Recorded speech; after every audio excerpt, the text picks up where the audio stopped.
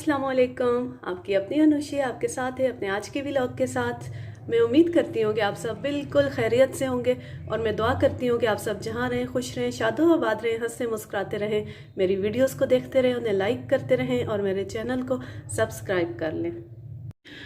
उसके ख़्याल में वो कोई तफरीही मेला था। चूँकि मुझे उस हादसे के बारे में तकरीबी या इंतकामी कार्रवाई का शुबा हुआ था, इसलिए मैंने हवेली के गिरद पैरा बिठा दिया।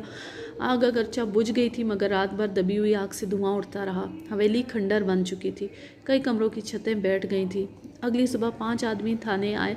उनमें से एक शख्स चौधरी गुलाम कादिर का दूर का रिश्तेदार था। उसने अपना नाम रजब अली बताया और कहा कि वो चौधरी गुलाम कादिर और उसके ख़ानदान के कत्ल की रिपोर्ट दर्ज करवाना चाहता है। वो अधेड़ उम्र का पढ़ा लिखा शख्स नज़र आता था। बाकी 4 अफराद चौधरी गुलाम कादिर के मिलने जुलने वाले और पड़ोसी थे। मैं उस वक्त तफ्तीश के लिए हवेली जाने का इरादा कर रहा था। मैंने उन लोगों को ये बात बताई और कहा कि रिपोर्ट इब्तदाई छानबीन के बाद लिखी जाएगी। अभी ये फैसला नहीं हुआ कि आग दानिस्ता लगाई गई थी या वो एक इत्तेफाकी हादसा था। आग दानिस्ता लगाई गई थी, रजब अली ने कहा। हम इसीलिए आपके पास हाजिर हुए हैं। क्या आप किसी सबूत के साथ आए? जी हाँ, सबूत के साथ ही आए हैं। ये बात आपके इल्म में होगी कि चौधरी साहब का अशरफ हुसैन नामी एक शख्स से ज़मीन का तनाज़ा चल रहा था। उस शख्स ने चंद रोज़ पहले चौधरी साहब को धमकी दी थी कि वो उनकी हवेली को आग लगा देगा। ये बात मरहूम चौधरी साहब ने 2 रोज़ पहले हमें बताई थी। ये सब लोग वहाँ मौजूद थे। और दूसरी बात यह है कि आग लगने से पहले कुछ लोगों ने अशरफ हुसैन को हवेली के आसपास मंडलाते देखा था। इस साजिश में मोहम्मद हुसैन पटवारी भी शामिल है, उसका नाम भी रपट में शामिल करें। चौधरी साहब ने बताया था कि मोहम्मद हुसैन पटवारी अशरफ हुसैन की ज़मीन ख़रीदना चाहता था, रजब अली के एक साथी ने कहा, और वही उसे चौधरी साहब के ख़िलाफ़ भड़का रहा था। अशरफ हुसैन के ख़िलाफ़ हम पहले ही पर्चा काट चुके हैं, मैंने उन्हें बताया। चौधरी साहब ने चंद रोज़ पहले उसके ख़िलाफ़ रिपोर्ट दर्ज करवाई थी। आप फ़िक्र ना करें, मैं उसे थाने बुलाकर अच्छी तरह पूछ गुछ करता हूँ। अगर मुझे उसके ख़िलाफ़ कोई शहादत मिली तो मैं उसके साथ कोई नरमी नहीं करूँगा। अशरफ के बारे में मुझे यकीन नहीं था कि हवेली में उसने आग लगाई थी। वो इस टाइप का नौजवान नहीं था, लेकिन अगर मुहर्रक बहुत बड़ा हो तो बाज़ औक़ात एक कमज़ोर आदमी भी बहुत बड़ी हरकत कर गुज़रता है। और मुहर्रिक ये था कि वो लोग 18 साल से अपनी ज़मीन की वागुज़ारी की उम्मीद लगाए बैठे थे, लेकिन आखिरी मुलाकात में चौधरी ने उनकी सारी उम्मीदों पर पानी फेर दिया था। ऐसी सूरत हाल में कोई भी शख्स बड़े से बड़ा कदम उठा सकता था। लिहाजा मैंने अशरफ को बुलाने के लिए एक आदमी भेज दिया और ख़ुद हवेली पहुंच गया। सबसे पहले मैं ये अंदाज़ा लगाना चाहता था कि आग किस तरह लगी थी। हवेली के बेशतर कमरे जलकर खाक हो चुके थे, बाज़ की छतें गिरी हुई थीं। मैंने छतों का मलबा हटाने के लिए चंद मज़दूर लगा दिए और एक एसआई को उनकी निगरानी पर मुकर्रर कर दिया। मैंने उसे इस बात की ताकीद कर दी कि कमरों की जली हुई चीज़ों को ना छेड़ा जाए, सिर्फ ऊपर से गिरने वाला मलबा एहतियात से हटा दिया जाए। ये इंतज़ाम करने के बाद मैं वापस थाने पहुंचा तो अशरफ और उसकी माँ सराज बीबी वहाँ मौजूद थे। मैंने अशरफ से कहा, मुझे इत्तला मिली है कि तुमने चौधरी गुलाम कादिर की हवेली को आग लगाने की धमकी दी थी। जनाब, मैंने किसी को धमकी नहीं दी, उसने जवाब दिया। हमारी तो अल्लाह ने इज़्ज़त रख ली, वरना चौधरी ने कोई कसर नहीं छोड़ी थी। मैं तुम्हारा मतलब नहीं समझा, सराज बीबी ने कहा। जिस रोज़ यहाँ थाने में हमारी चौधरी से बात हुई, उसके अगले रोज़ चौधरी जमाल कादिर कुछ हुंडे लेकर हमारे घर पहुँच गया था। हुंडे लेकर पहुँच गया था? तुमने मुझे बताया क्यों नहीं? बात यह है बेटा कि हम इन लोगों का मुकाबला नहीं कर सकते थे। मैंने तो बस ऊपर वाली की अदालत में अपना मसला पेश कर दिया था। उसकी मेहरबानी से हमारी इज़्ज़त बच गई। दोनों ने जो मिली जुली तफसील बताई, उसका खुलासा मैं अपने अल्फाज में पेश करता हूँ।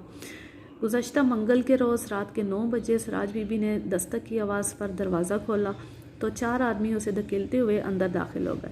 उस रोज़ सराज बीबी की शादीशुदा बेटी भी उसके घर आई हुई थी। उसके हमरा उसकी 2 बेटियां भी थीं, जिनकी उम्रें 12 और 14 साल थी। घर में दाखिल होने वाले 4 आदमियों में से एक चौधरी जमाल कादिर था। बाकी अफराद सराज बीबी के लिए अजनबी थे। उनकी शक्लें खौफनाक थीं। वो सब मसला थे। एक के हाथ में मिट्टी के तेल, एक के हाथ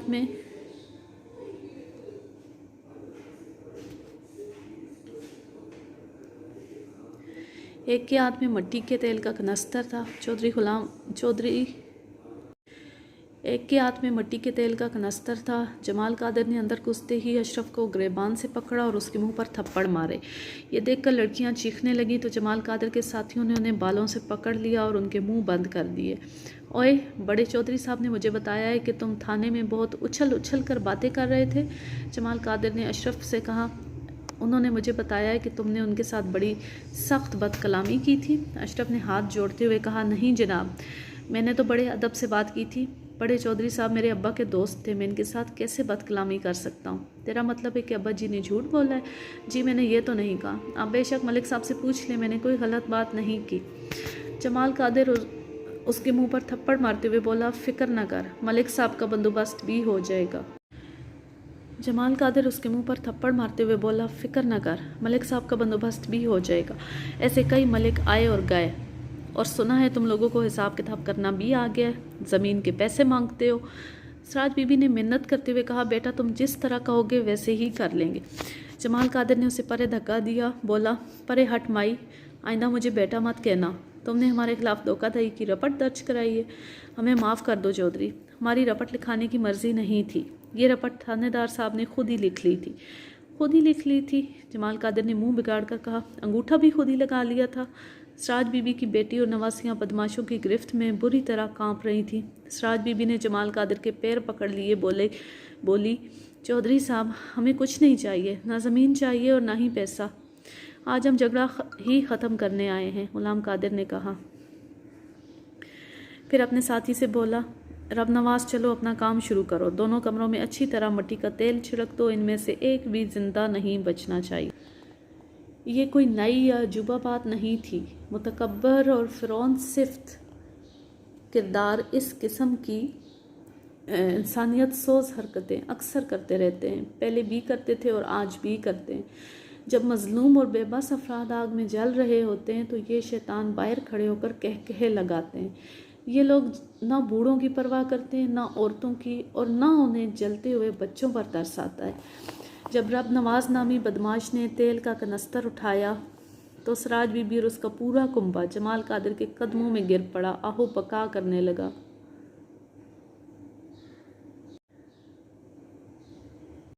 जब रब नवाज नामी बदमाश ने तेल का कनस्तर उठाया तो सराज बीबी और उसका पूरा कुंबा जमाल कादिर के कदमों में गिर पड़ा और आहो बका करने लगा।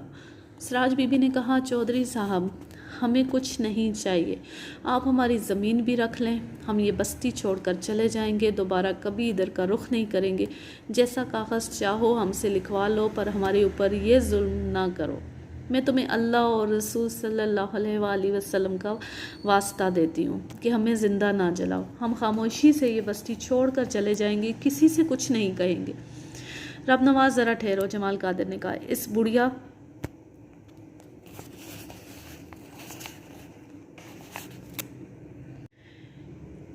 बुढ़िया की बात कुछ समझ में आती है। रब नवाज रुक गया, बोला, हमने तो सोचा था कि कुछ तमाशा देखेंगे, पर जैसे आपकी मर्ज़ी। जमाल कादिर ने कुछ सादा कागज़ और स्टैम्प पेपर्स निकाले और इन पर सराज बीबी से अंगूठे लगवाए और अशरफ से दस्तखत करवा लिए। फिर बोला, मैं तुम लोगों को बस्ती छोड़ने के लिए सिर्फ 3 दिन की मोहलत देता हूँ। अगर तुम लोग 3 दिन के बाद यहाँ नज़र आ गए तो फिर मैं कोई सवाल जवाब नहीं करूँगा, तुम लोगों को अंदर बंद करके आग लगा दूँगा। तुम्हारा ये मकान रब नवाज ने ख़रीद लिया है 2000 रुपये में, कोई पूछे तो बता देना। ज़मीन भी हमने ख़रीद ली है, अब तुम्हारी इस इलाके में कोई जायदाद नहीं है, समझी? 3 दिन तो बड़े थोड़े हैं। सराज बीबी मिन्नत करते हुए बोली, इतनी जल्दी हम कहाँ इंतज़ाम करेंगे, कम से कम 15 दिन की मोहलत दे दें। 15 दिन की मोहलत नहीं मिल सकती, ज़्यादा से ज़्यादा 1 हफ्ते की मोहलत देता हूँ। और हाँ, अगर वो थानेदार तेरे पास आए तो उसे कह देना कि तेरा हमारे साथ राज़ीनामा हो गया है, कह देना कि तुझे ज़मीन के 20,000 मिल गए हैं। जाने से पहले उन बदमाशों ने लड़कियों की बेहुरमती भी की। सराज बीबी ने मुझे बताया कि चौधरी के जाने के बाद वो सारी रात रो रो कर खुदा को पुकारती रही। उसके बच्चों और नवासियों को भी सारी रात नींद नहीं आई। 5 रोज़ के बाद जब उसने चौधरी के पूरे कुंबे के जलने की खबर सुनी तो वह सजदे में गिर गई और उसने शुक्राने के 2 नफल पढ़े।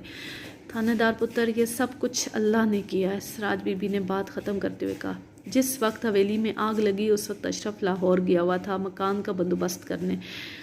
साथ उसका दोस्त साजिद अली भी था। दोनों कल शाम को वापस आए। अशरफ ने लाहौर में अपनी मसरूफियात की पूरी तफसील बताई। दोनों के बयानात में कोई खामी नज़र नहीं आती थी, लिहाजा मैंने उन्हें जाने की इजाज़त दे दी। ताहम जाने से पहले मशवरा दिया कि वो पटवारी मोहम्मद हुसैन की मदद से अपनी ज़मीन के कागजात की नकल निकलवा ले। मुझे यकीन था कि चौधरी के पास जो कागजात थे वो सब जल चुके होंगे। क़ारीन अकराम, आप सोच रहे होंगे कि कहानी ख़त्म हो चुकी है, अब कोई कहने सुनने वाली बात बाकी नहीं रही। तो अर्ज़ है कि अभी कहानी ख़त्म नहीं हुई। हनोज़ एक अजीब बात बाकी है और शायद यही वो बात है जिसकी वजह से में पेश करने के लिए मुंतखब किया। थाने के कामों से फारिग होकर मैं 4-5 बजे के करीब हवेली पहुंचा। एएसआई बड़ी बेचैनी से मेरा इंतज़ार कर रहा था। मलिक साहब, एक बड़ी अजीब चीज़ मैंने देखी है। अभी तक उसकी कोई वजह मेरी समझ में नहीं आई। वो मुझे जली हुई ख्वाबगाह में ले गया। वहाँ हर शे जलकर राख हो चुकी थी। एएसआई ने एक जली हुई चारपाई के दरमियान इशारा किया। मैंने खाकिस्तर फ्रेम और राख के दरमियान एक चूहे के ढांचे को देखा जो जलकर खाक हो चुका था। इसमें क्या अजीब बात है, मैंने कहा। हवेली में चूहे की मौजूदगी कोई ताज्जुब की बात नहीं है। अब इस तार को भी देखें। लोहे का एक पतला सा तार चूहे की दुम के करीब पड़ा था। उसके एक सिरे को मोड़कर आंख सी बना दी गई थी। ये तार चूहे की दुम के साथ मुंसलिक था। एएसआई ने कहा, जलने की वजह से अलग हो गया है। इस दुआ के साथ मैं लेती हूँ आपसे इजाज़त कि जहाँ रहें खुश रहें, शादो आबाद रहें, हंसते मुस्कुराते रहें, मेरी वीडियोस को देखते रहें, उन्हें लाइक करते रहें और मेरे चैनल को सब्सक्राइब कर लें ताकि मेरी आने वाली हर नई वीडियो आप तक बआसानी पहुँच सके। बहुत शुक्रिया। अल्लाह हाफिज़। अल्लाह ने खेबान।